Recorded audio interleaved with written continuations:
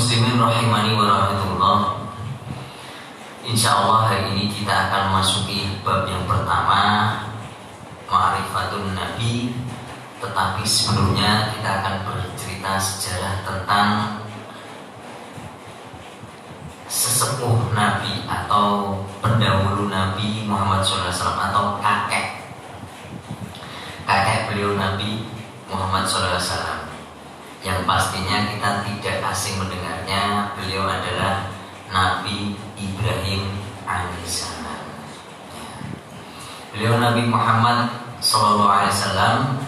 Beliau adalah termasuk keturunan dari nasabnya, itu adalah dari Nabi Ibrahim.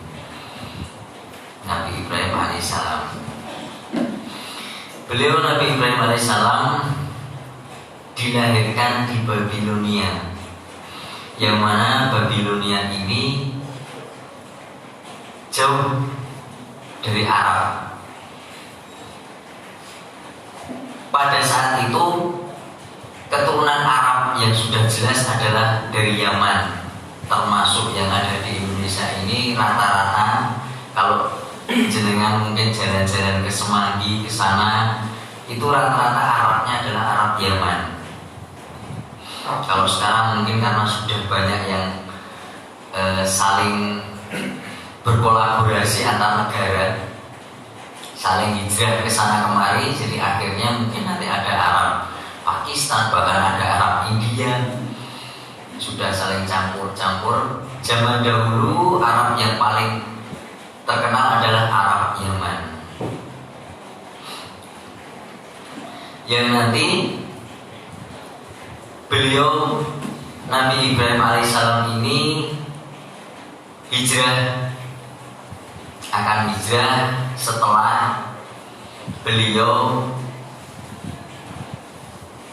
mengalahkan atau mendakwahi raja pada saat itu, yaitu di Babilonia adalah Raja Namrud.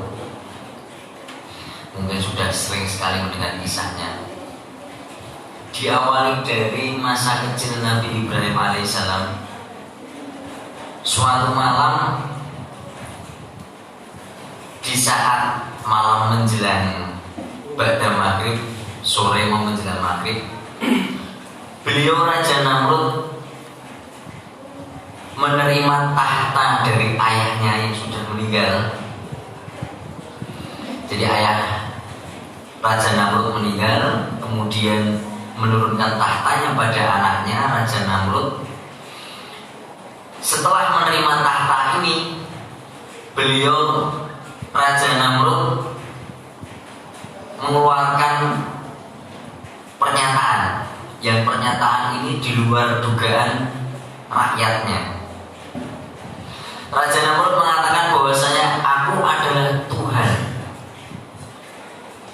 dan siapa yang menyembah aku maka akan aku berikan apapun yang kalian minta. Dan di malam itu pula Nabi Ibrahim alaihissalam dilahirkan.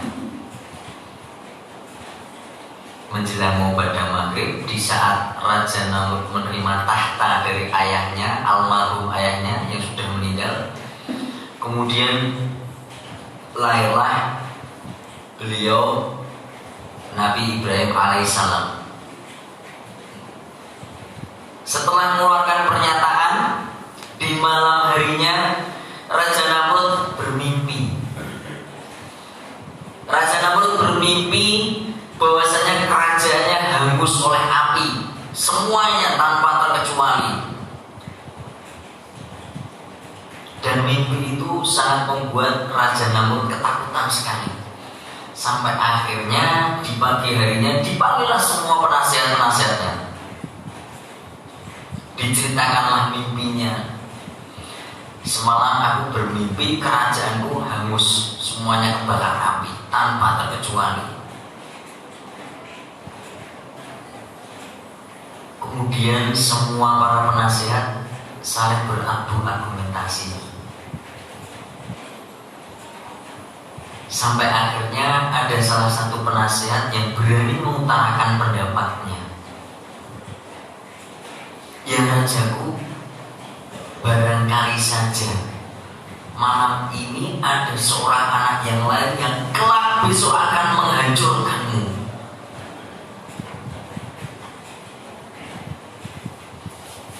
Karena mendengar keputusan ini, maka Raja Namrud segera melakukan tindakan yang kedua lagi.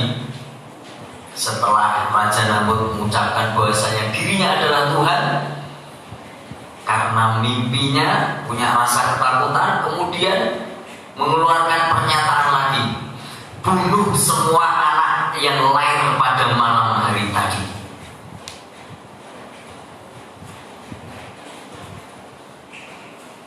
Di dalam Al-Quran hanya disebutkan nama ayah Nabi Ibrahim alaihissalam. Beliau adalah Azar. Dan beliau, ayah dari Nabi Ibrahim ini, adalah salah seorang pembuat patung yang terkenal, yang kebetulan pada saat itu ada di kerajaan. Dan beliau mendengar pernyataan dari Raja Namrud. Kemudian beliau pulang ke rumah dan mengatakan pada istrinya, pergilah kalian berdua ke hutan, tinggallah di sana sampai pada saat waktu yang ditentukan. Pada saat itu Raja Namrud berumur kurang lebih 30 tahun. Dan waktu berjalan hampir kurang lebih 40 tahun. Ketika Nabi Ibrahim alaihissalam berumur 40 tahun, saat itulah beliau Azar, ayah Nabi Ibrahim alaihissalam, merasa sudah saatnya anaknya ikut disuruh membantu kerja di kuil atau buat patung, menjaga kuil.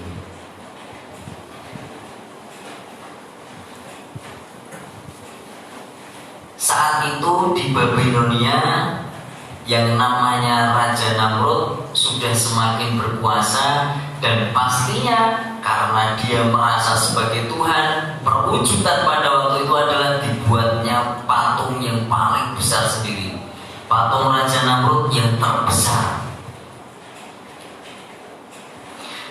Misal saat ini di Google itu masih ada peninggalannya.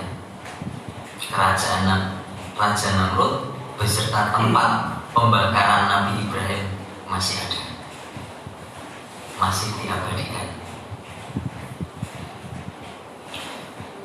Ketika diutusnya Nabi Ibrahim alaihissalam oleh beliau ayahanda Azar berangkat untuk ke kuil. Model kuilnya waktu itu ada semacam, tidak persis piramid tapi hampir sama seperti piramid. Jadi ada semacam tembok agak tinggi yang nanti masuk kotak gitu. Kemudian di paling ujung atau atas, tangga paling atas, di situ ditaruh patung yang paling besar, patung Raja Namrud. Sedangkan sebelum pintu-pintu masuk ditaruhlah patung-patung yang dewa-dewa yang lainnya. Ada patung perwujudan dewa api, dewa air, dewa matahari, dewa macam-macam, semuanya ada di situ. Di kanan kiri pintu masuk kuil tersebut. Pertama kali Nabi Ibrahim alaihissalam masuk ke dalam kuil, ketika beliau melihat keadaan kuil, agak bingung. Hampir semua nabi mendapatkan kenabiannya, para ulama sepakat kira-kira umur 40-an.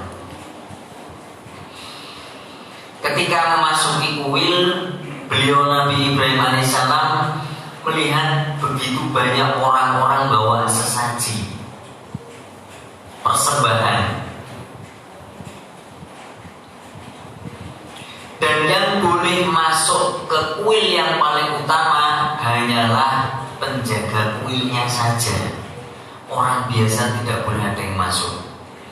Begitu mau masuk pintu, semua persembahan diberikan kepada si penjaga kuil. Kemudian nanti penjaga kuil yang mengantar masuk ke dalam.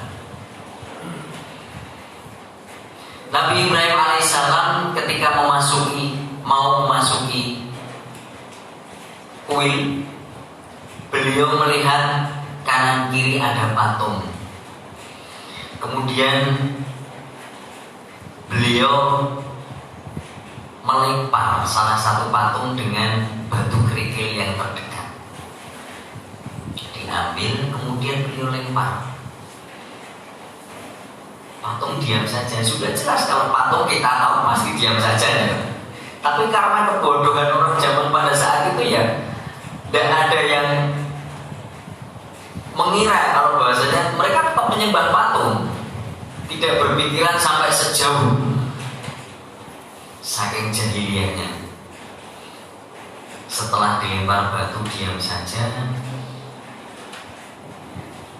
Nabi Ibrahim AS mencoba pukul. Dipukul masih diam saja, jelas patung. Mungkin kalau kita pada saat itu lihat bisa ketawa ya. Kalau kita termasuk golongannya Nabi Ibrahim.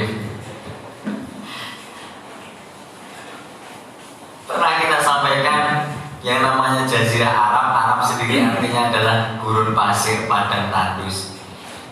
Kemudian di situ ada sosok muncul orang yang mengaku nabi, mengaku membawa risalah wahyu.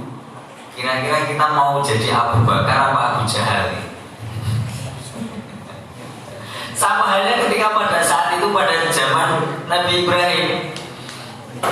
Mungkin kita kalau mendengarkan ketawa, tapi mungkin ketika kita berada pada saat masa itu, kita juga tidak tahu, Pak, kita akan Allah posisikan di mana. Karena begitu jahilnya, patung sampai hampir 40 tahun mereka menyembah patung, Pak. Bisa kita bayangkan begitu bodohnya. Ketika Nabi Ibrahim melempar batu, kemudian memukul, kok masih tetap diam saja.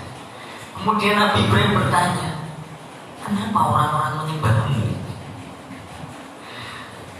Kamu tuh patung. Dan dia apa-apa kan juga diam saja, tidak bergerak. Sesuatu yang mati, bagaimana mungkin? Setelah itu beliau pergi merenung. Ketika menjelang mau malam hari, muncullah bulan. Beliau melihat bulan begitu indah, bagus, nampak besar. Apakah ini Tuhanku? Sampai menjelang pagi beliau tidak bergerak, masih menatap bulan. Sampai akhirnya muncul matahari. Kemudian beliau berpikir, matahari lebih besar daripada bulan. Apakah engkau Tuhanku? Sampai akhirnya matahari pun menghilang. Sampai kemudian beliau berkata, ya Tuhanku, ya Allah, ya Tuhanku, aku pasrah kepadamu. Engkau yang menciptakan segala apa yang ada di langit dan di bumi.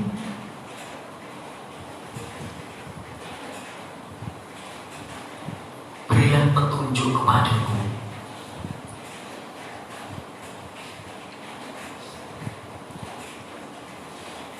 Kemudian seperti biasa ketika masa kenabian maka akan diutus salah satu malaikat, malaikat Jibril, untuk menyampaikan bahwasanya ada bedanya antara nabi dengan rasul. Kalau rasul di sini yang pasti membawa syariat baru. Dan memang beliau Nabi Ibrahim alaihissalam termasuk orang yang menyampaikan pesan. Selang berapa hari kemudian beliau diperintahkan untuk berdakwah. Dan yang pertama kali didakwahi adalah ayahandanya. yang ketika itu beliau ayahandanya Azar sedang bersama pemuja-pemuja patung yang lainnya.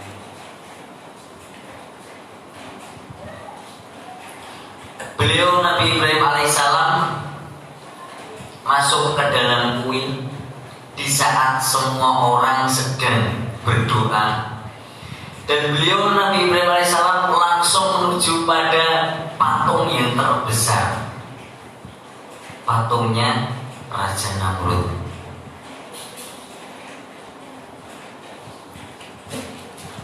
Ketika itu beliau berkata pada ayahnya, "Ya ayahanda, ayahku, kenapa engkau sembah patung?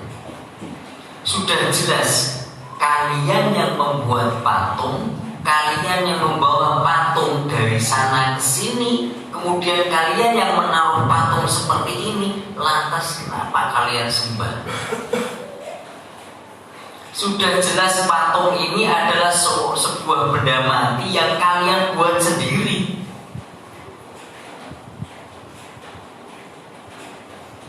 Bahkan kemudian Nabi Ibrahim alaihissalam berusaha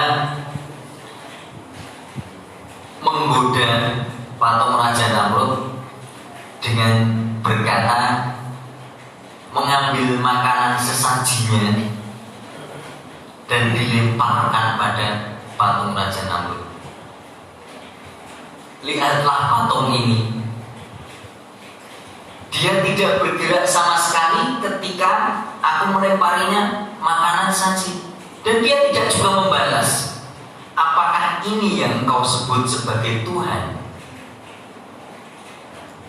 Karena pada saat itu ayahanda dan pemuja yang lainnya menganggap omongan Nabi Ibrahim ini adalah omongan yang ngawur, omongan yang tidak ada dasarnya, omongan yang sekiranya dianggap orang gila.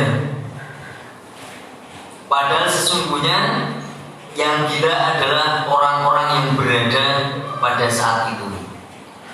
Kemudian turunlah surat Al-Anbiya yang mengisahkan tentang percakapan Nabi Ibrahim dengan beliau ayahandanya, yaitu surat ke-21 ayat 52 sampai dengan 73.